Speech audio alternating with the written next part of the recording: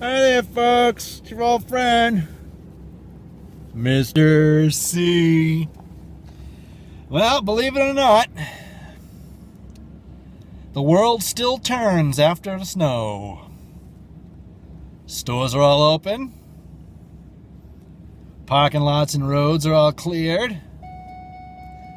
Bing, bing, bing, bing, bing, bing, bing, bing, bing, bing, bing, bing, bing. 3 feet of snow here in Salem. Pretty awesome.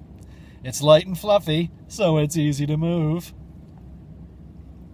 It's a good thing that you people all rushed out and bought 66 gallons of water and 4 gallons of milk, 23 loaves of bread, and 19 bottles of Coke, 5 bottles of aspirin, 76 packages of batteries. You had to stay in a whole day. Wow.